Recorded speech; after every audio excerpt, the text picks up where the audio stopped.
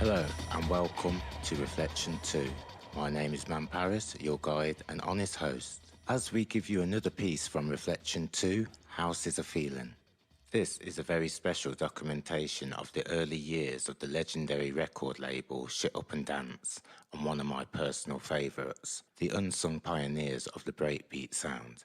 Be prepared for the underground. All girls, have mercy.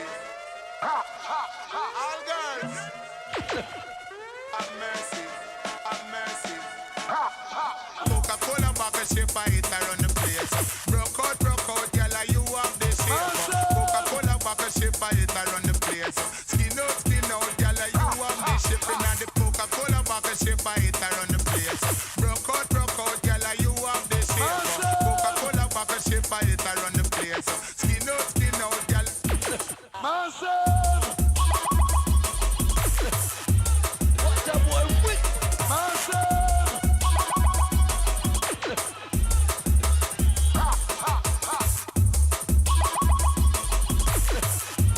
What a boy with Massive!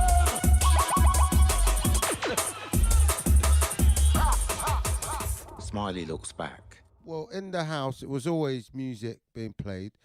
With Jamaican background, me and PJ, we're more or less same sort of upbringing, really. It's very musical. You have to go to church on Sunday, all that bullshit. I hated church. I hated every single minute of it because church was a thing that it wasn't your saying. You just had to go on this thing on a Sunday, no matter what. PJ explains. And you felt like you was being dragged to it as well. You know, you'd have to put on your Sunday best and, really go to town, and then you was dragged to this place. And I remember I used to go to Sunday school before the church bit. So it was like, I called it an all-dayer. That's basically what it was. Well, I used to mess about on the drums. I was in like the school sort of jazz funk band. I don't think I was particularly good, but I liked beating up the drums. And also I used to mess about on the bass as well. So I used to play bass a bit. Because my dad used to sit around singing really badly on a Sunday with his guitar, acoustic guitar. So I just got interested from that. So I wouldn't say I took it super serious, but I enjoyed it. And I used to mess about with the trumpet a little bit and the recorder, basic things like that. But no, I didn't take it seriously or anything like that via musical instruments. No, I didn't. Yeah, and also most Caribbean households, they had like a gramophone that played the music that you as a kid, you weren't allowed to touch. And if you touched it, you're going to get some serious licks. But we all did it anyway because we had a love for music. You weren't even allowed in the front room. Yeah, you weren't even allowed in the room. Where the record player was kept with the records. You weren't allowed in the front room. You'll have to be of a certain age, maybe, I don't know, 15, 16 sort of age. Yeah. Then you'll be allowed to go in the front room. Unsupervised. That's the best way to put it. Yeah. Yes. Life is everybody rocking till the morning. I know when we come out. Selassie, I know. God said Ragga Twins. Yes. Before we got into the sound system thing, we were mods and Rude Boys and mods, and Coventry plays a big part with that. In the history of that. So that's one of my serious connections with Coventry, with the specials and the beat and the selector. Jerry Dammond's basically his thing going on. So that's a big part of us.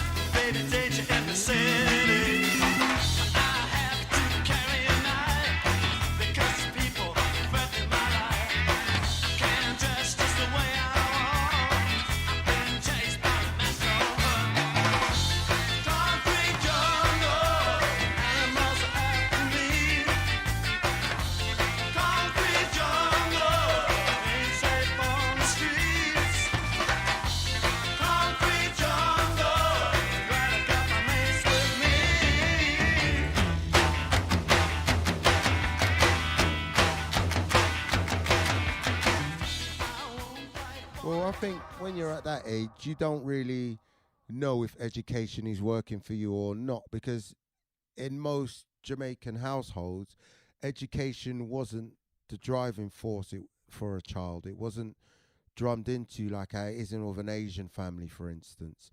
You was just told to go to school, don't make me parents have to come up there, you know, and embarrass them and for them to have to beat you. So school was just like a chore. Look, it was kind of viewed as that, but not to say I didn't love school. I loved every minute of school. But school wasn't a thing like, oh, if I do this, I'm gonna be this special thing, you know. It wasn't seen as that because it wasn't told that. Yeah, with me, it was more, you have to go to school. I don't want to hear any reason why you're bunking off, absence. You know, Jamaicans don't ramp with things like that. They're very serious. All girls and all the boys in that place just hold tight. I know, so we'll come down to the kid deep with it. Selassie, I know. Yeah. Back then, because when we were kids, it would have been in the 70s, and in Hackney, everywhere there was sound systems, so you couldn't avoid it, you couldn't miss it, or someone you knew were building speaker boxes or had a little thing going. So you, as a child, you're just going to mimic what you see. So everyone was trying to have a little sound system. It could be just one or two speaker boxes, but yet he will call himself a sound system, even though he's just got a handful of records and a big box. So when you're little and you see that, you're like, oh, I want that. I want to do that. I want to make a big box. I want to have my own little thing going.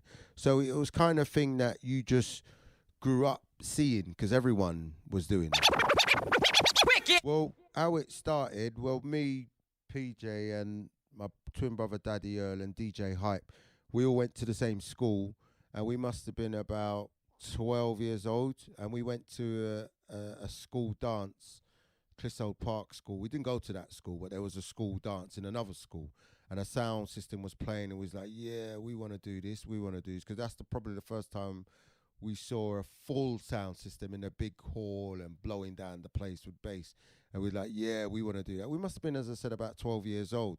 So believe it or not, the next day or so, we started our own sound system. We got the taste for it, going up to the sound system shops where they sell the big speakers, hanging outside and looking in the window. Wow, look at that big 18-inch speaker. I wish I had money to get that.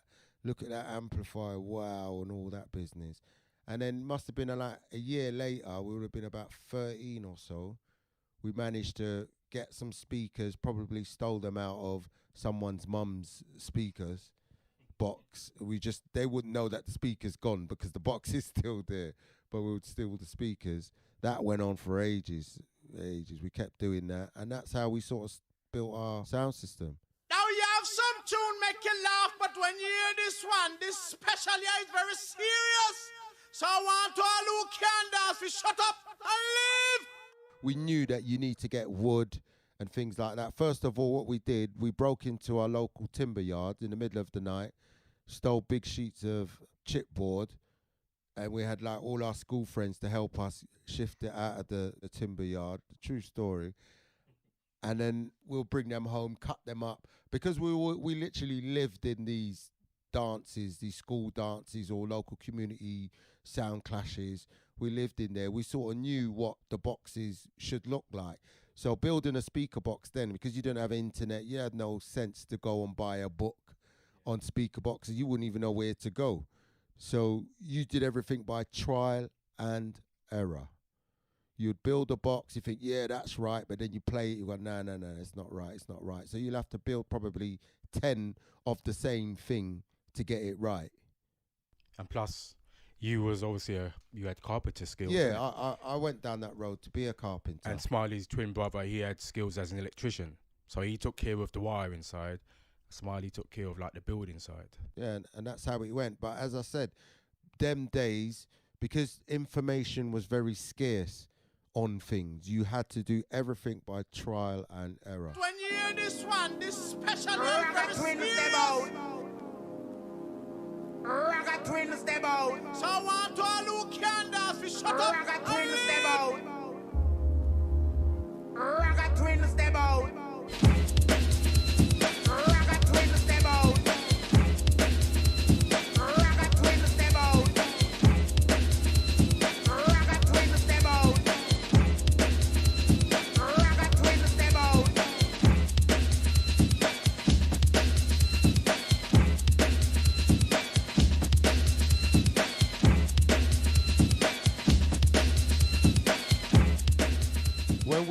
had the sound system going, we was what they will call a youth sound system. We was only entertaining 15-year-olds, 14-year-olds. Do you get me? So we was a youth sound system just playing music for the youth. It wasn't like making connections because the bigger sound system will just laugh at us anyway. This very snobbery mentality in Hackney, you know, there wasn't like help. Like, oh, this is a little guy's trying to do something, build a sound. Yeah, I'll give them some advice. No. You never got that. You know, it was really... Because it was competitive as well, innit? I mean, yeah. Every sound thought they was the best sound. So no one ain't helping you. So that's how it was.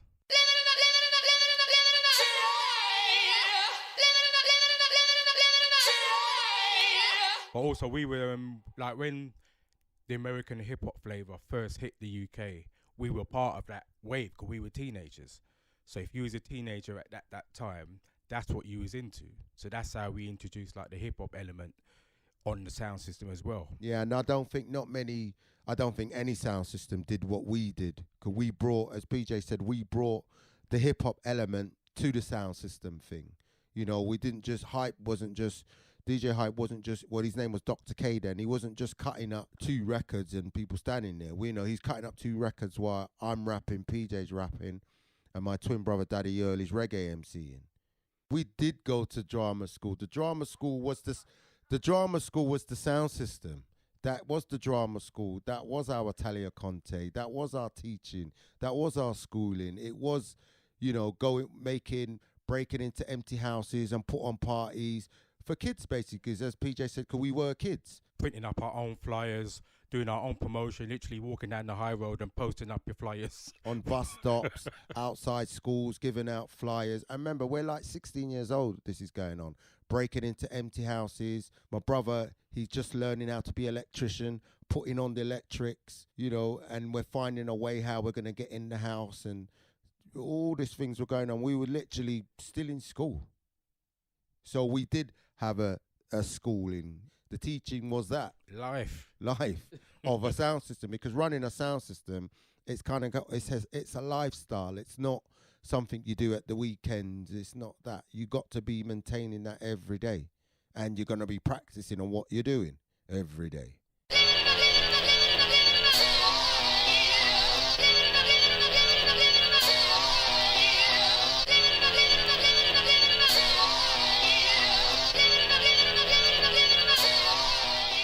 So how the name Shut Up and Dance came about is basically me and Smiley were proper into, as I mentioned before, proper into the whole hip-hop movement because it was just sweeping the country. So we heavily got into rapping. So we was into the rapping side of it, but also into the breakdancing, body popping side of it, more the body popping. So basically that just led us naturally into wanting to make our own music because we were rappers. So now we wanted to make music we could rap too. Yeah, but don't forget though, how that came about was when we had the sound system and we're playing in the blueses, Soul to Soul was a sound that we used to, Jazzy B Soul to Soul was on the road, and we used to go to hear them at the African Centre and do our flyering. And, you know, people like Trevor Nelson was there playing and Jazzy, but they would look at us like, what's these kids doing here? You know, and then anyway, we were really successful for being kids, you know. Soul to Soul put out a tune called Fair Play. And we was like, what? How can they have a tune? We have to make a tune. We have to. So that's how the drive of trying to make a tune came about. We didn't have any equipment. We didn't know what to do. We just knew we had to make a tune. So that sort of Soul to Soul sort of put the spark in it, really. We basically won a competition to go into like a studio. So we'd never been in a studio before. It's like me, Smiley and Hype. And that's when we've had our first taste of seeing how things work and everything. So when it was time for us to start making music, we kind of knew roughly, okay, we're going to need something to record it on. We're going to need obviously a mic and blah, blah, blah. And obviously we had our turntable. So that's initially the basics of how we got going, isn't it? Yeah, and the centerpiece was our 4-track. That's what we bought, and we just sort of learnt on the job. You know, and that's what we did. We just learnt on the job. We didn't know what we was doing. We just learnt on the job. But I'll return a stronger man.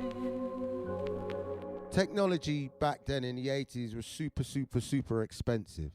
So anything we did, but luckily me and PJ, we were working people anyway.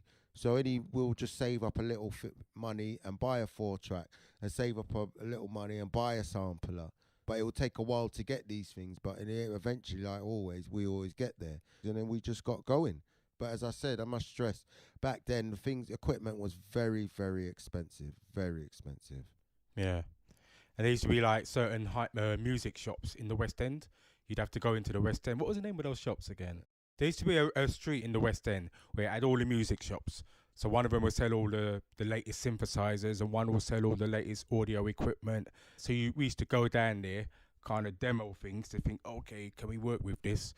And then, as you said, we'd save up and then we'd go back and buy it and just build on from there. We was just doing demos and making demos like everyone else, But then we did a few demos, well, more than a few, and then we thought, look, we need to get this out. We need a record deal. So what we did a few tunes, send them out to the major labels and some of the, the normal indies, but they weren't getting any love for it. So we thought, nah, we think we got something here. So we thought, let's put it out. So what we did, we got the magazine, NME magazine, and just looked through it and thought, right, there's a company on there that says they press up records. We're like, right, we're going to use this company. And then we just saved up the money that the company was asking for, and we put out our first record, which was called 5678. And the title is called 5678 because we were dancers. And when we're practicing, before we do a routine or something, you say 5, 6, 7, 8, and then you get on with it. So that's why that song was called 5678, which is our very first record.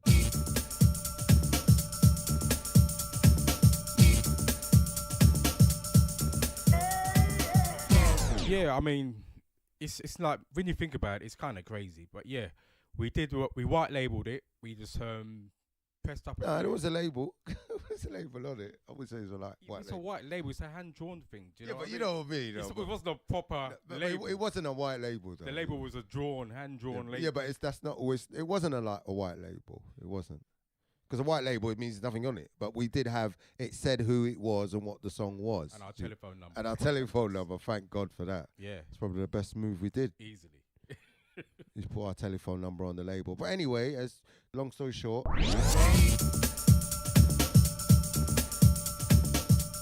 we pressed up 500 records of 5678, put them in the back of PJ's car. It was a red Ford Fiesta. Was it Ford Escort, sorry.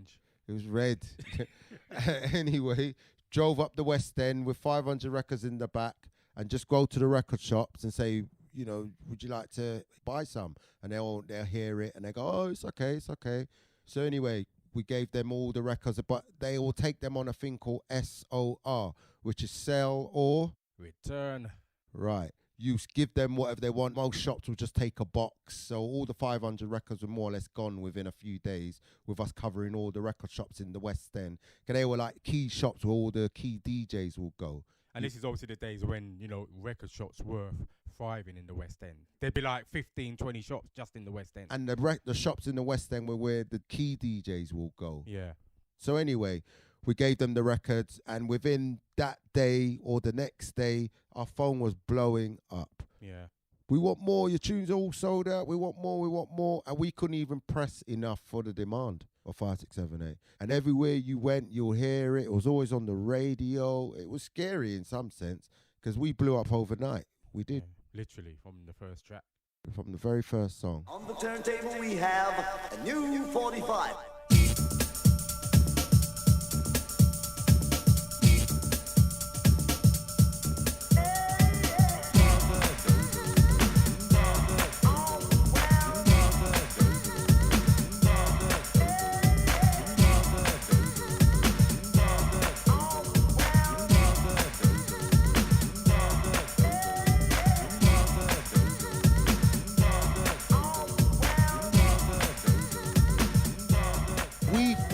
We were a rap band. We're like Hackney's answer to Public Enemy. We were seriously deep into hip hop, and we thought we was a rap band, but we were dancers. So we like to dance to fast music. So our music, our rap music was fast. You know, everything around us was all this doom, do, do, go, do, do, do, do, go.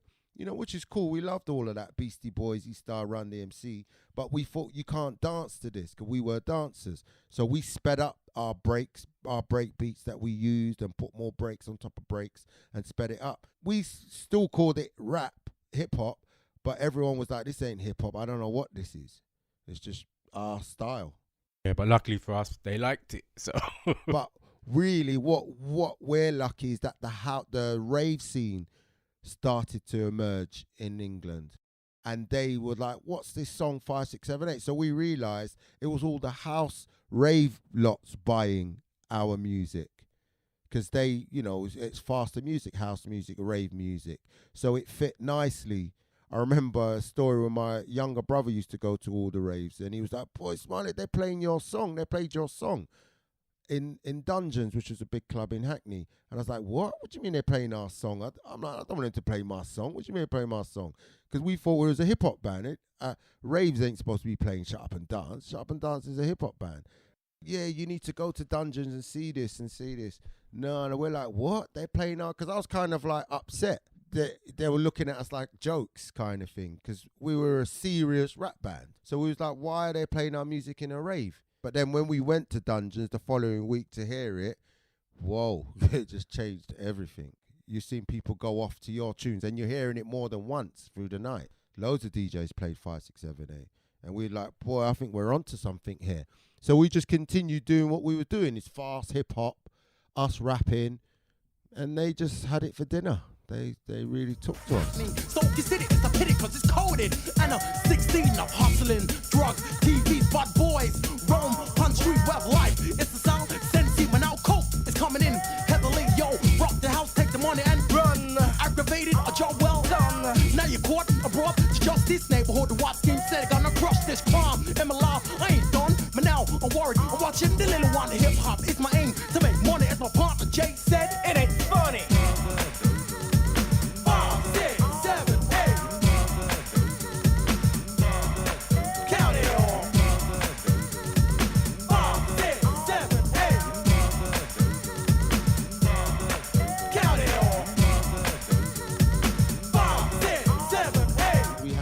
£5, £6, £7, £8, £10 to get in, £20 to get in, and then Lamborghini. So it came, you know. But if you check it, all our songs were rap songs, but we thought, let's put an instrumental on the other side. Like if you listen to Lamborghini, Change Soon Comes on the other side, which is a rap tune. If you listen to £10 to Get In, on the other side, you got Rat's My Occupation.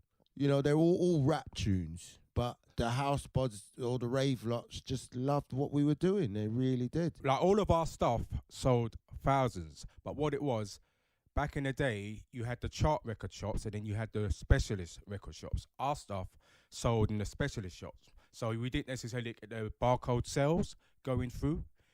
But if it went by sales, all of our stuff would have went top 20, top 10, everything. So you think that Lamborghini sold a few thousand or maybe 10? No. We sold nearly 50,000 copies of Lamborghini. And with Green Man and So Forth and all these songs. You know, we were outselling the majors, I'm telling you. Yeah, so if you look back at like all the dance charts at the time, all of our stuff was always number one, whether it be an album or the singles. Because if you want to be in the top 10 of the UK charts or top 20, your tunes have to be sold in things like Woolworths. You'll have to be sold in Woolworths. It'll have to be sold in like HMV, Our Price, those sort of shops. But people who like Shut Up and Dance or dancing music didn't go to Woolworths and buy records. You went to your normal record shop, wouldn't you? Basically, we were ahead of our time. And the UK, the music industry, weren't up on what sampling was. So we were making tracks, trying to clear these samples through the record labels, and basically they didn't know what they were doing. That's basically what happened.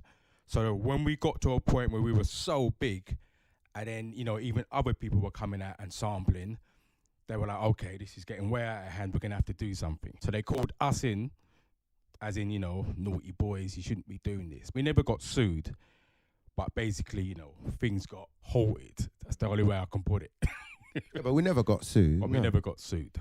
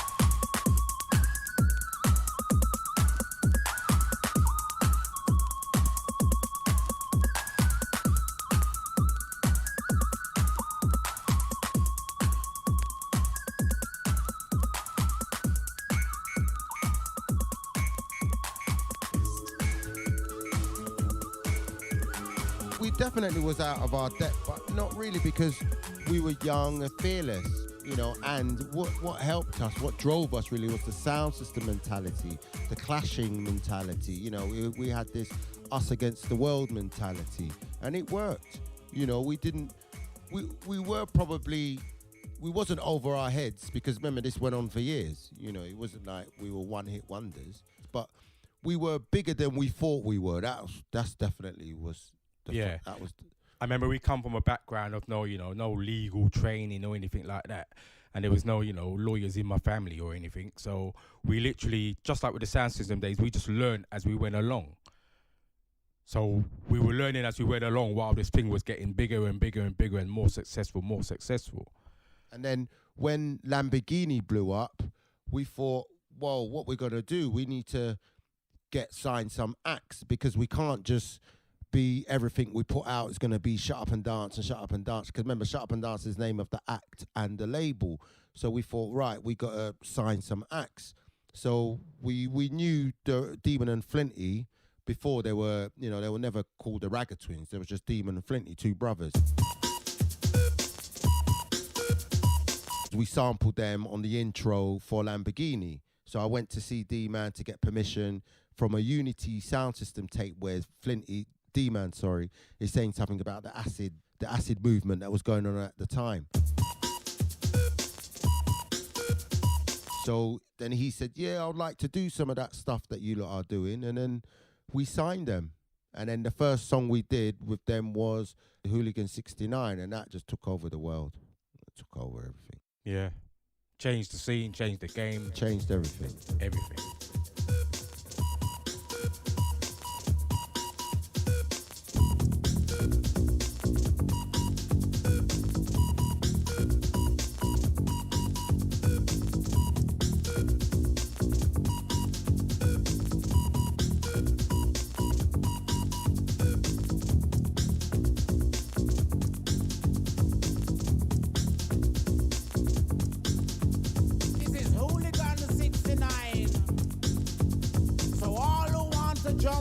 Jump up, and all who want to spread out, spread out.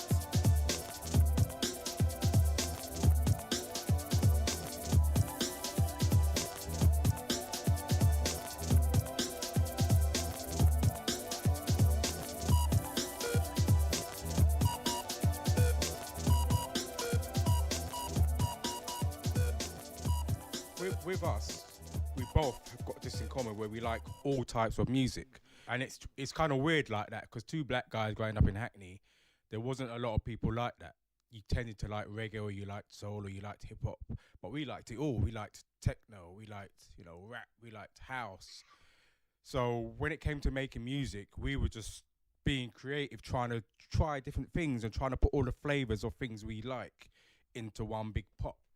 So that's kind of how our sound came about. It just had elements of everything we like about music, and we just experiment and then try and put it together in a way that it's nice. We didn't just experiment for experiment's sake, because then you just got a bag of noise. We always try to, try things out and go, yeah, this could work. That sound with that sound could work. Same like how we introduced the whole reggae element to dance music. Because before we was doing that, I can't say anyone weren't doing it, but there weren't a lot of people doing it. But again, that came about from our love of reggae. So and if they were doing reggae, introducing reggae with dance music, it wasn't done on the way we were doing it, because we used hardcore reggae. It wasn't some sort of lightweight Bob Marley sort of vibe to a dance beat.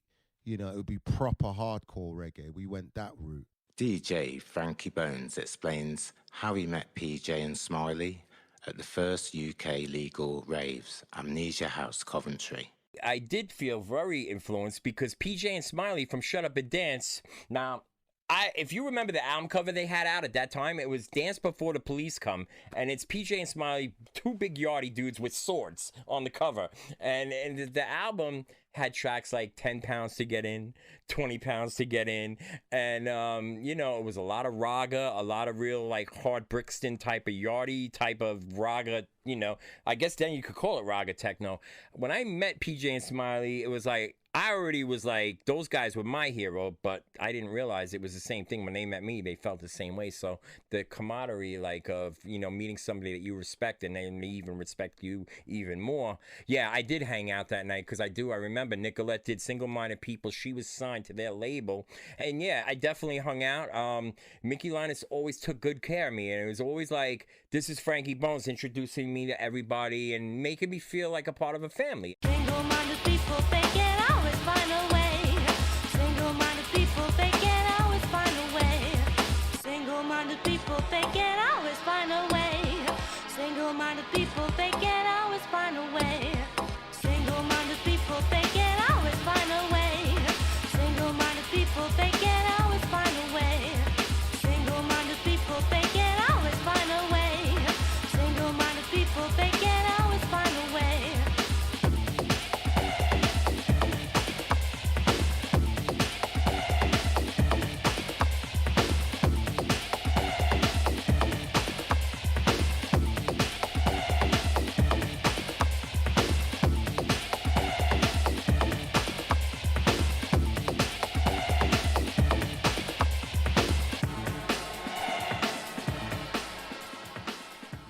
Smiley looks back.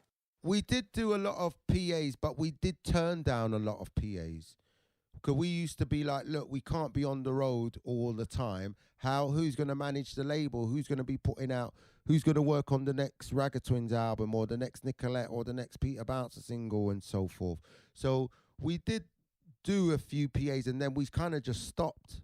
I think the bigger the label got, the less you saw of Shut Up and Dance, the act. So what we will do when the Ragga Twins, so it sort of helped us really that the Ragga Twins blew up quickly, because that stopped us from going out, from doing gigs and PAs.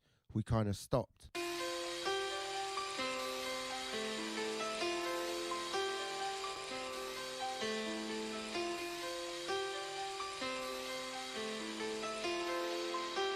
Well, it was kind of like, when we did it, we knew that we had something special, but you just still go through the normal channels, you put it out, give it to the DJs and blah, blah, blah. But we gave it to the DJs, and this thing just blew the hell up. It really just blew up big time. I mean, it was just like, wow. Everyone and their mum wanted this song. It was just one of them things. It was like fate. Yeah, I remember we were in the Sun newspaper as well at the time. Yeah. In the they had like a music column, Bazaar, whatever it was called. And the build up to this tune was just phenomenal. I don't know, you couldn't plan this, you couldn't buy the publicity we were getting, because obviously everyone knows about the sample situation in the song where we took Mark Cohen's melody and changed the words to Walking in Memphis to Raving I'm Raving, changed the words up and that. So with all that publicity going on, you couldn't pay for this. You couldn't buy this sort of publicity. And that's what obviously helped drive the tune to be a #1 single. Put on my raving shoes and I boarded the plane. Touchdown in the land where the skies were blue, in the middle of the pouring rain. Well, all what happened really, we was wanting to put the song out. Warner Brothers put an injunction on it that you can't press up this record, you cannot release it. So, you know, the record's basically banned. And we're like, look, and the whole country's screaming for this record. Warner Brothers are going, no, no, no, no, no. And then Music Week, the music magazine, did a big thing on the front cover about Warner Brothers not letting Shut Up and Dance put out this song called Raving I'm Raving. So that put pressure on Warner Brothers because it makes, you know, it's like a David and Goliath type thing. You know, it made them look bad, basically, not letting us put out the record. So, cut a long story short, they let us put out the record, but we weren't allowed to press any more that we had pressed. I think we pressed about 80,000 or something like that. And they went in like a couple days, the 80,000 copies, and it went straight to number one. The midweek was number one on the Thursday, and on the Sunday, it dropped to number two because we had no more records to sell. So if we were allowed to press, it would have been number one for probably a month. Still be number one. Probably a month, it would have been number one. I'm raving,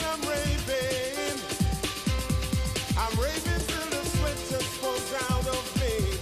I'm raving,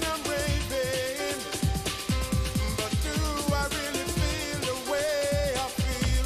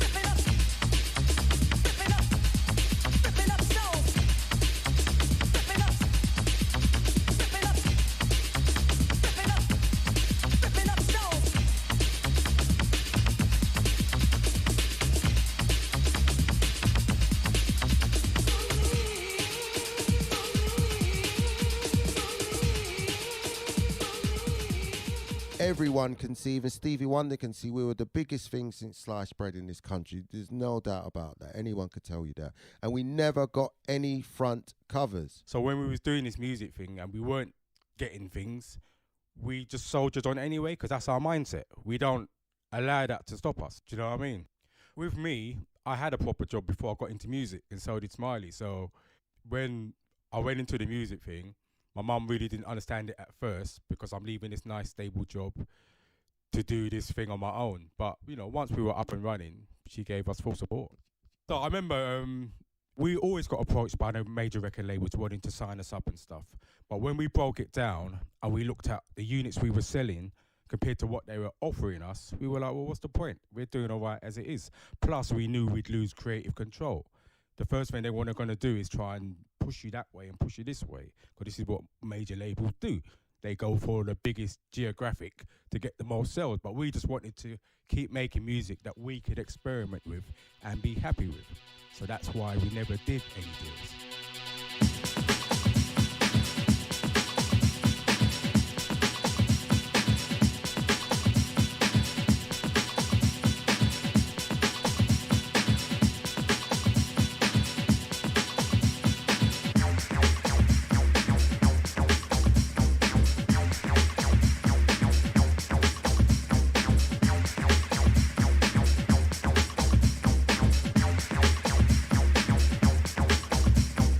Ole, ole.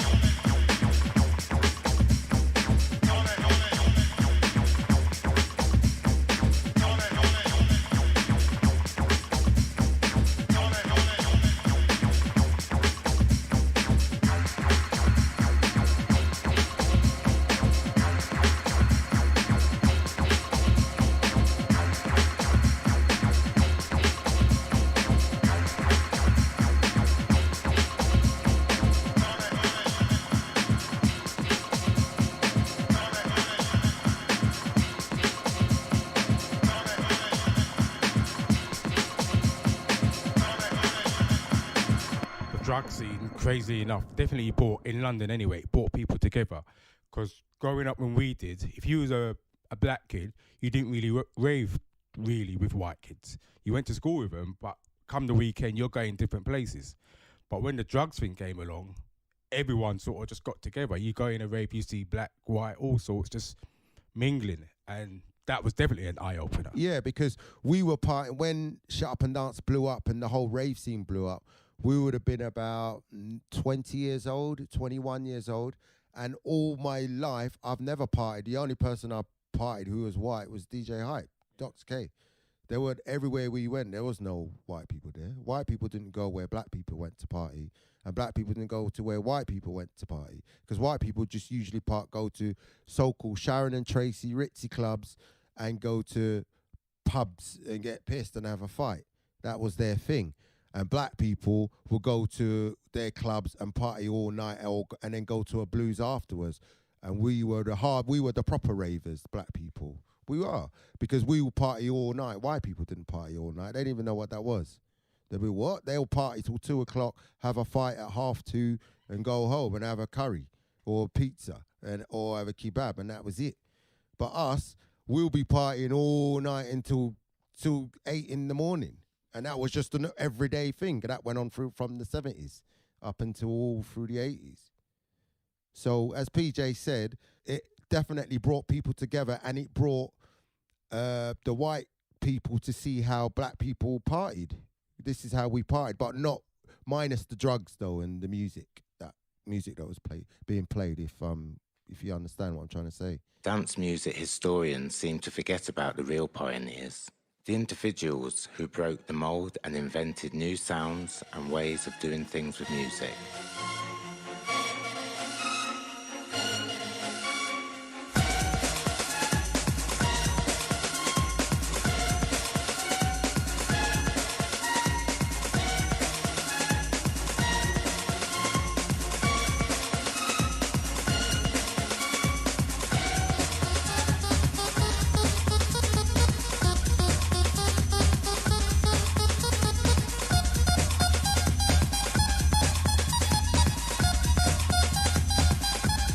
Shut Up and Dance were one of the foundations of the hardcore sound that went on to evolve into jungle, drum and bass music.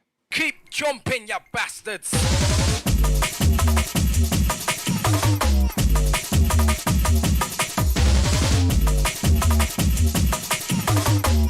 Keep jumping, you bastards!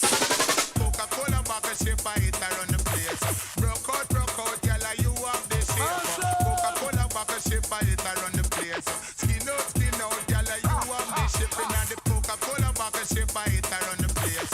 Broke out, girl, you have the shape. Coca-Cola bottle shape, I hit around the place.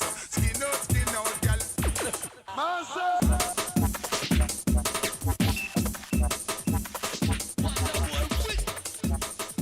Voice over by Man Paris. Sound recorded by PJ and Smiley at home. Edited by Phil Noisy B Evans. Audio trained assistant KD and Roman Dowling. Written, directed and produced by Adrian Dowling, and what a terrific guy he is. All music produced and owned by Shut Up and Dance. This is a Daylight Robbery production.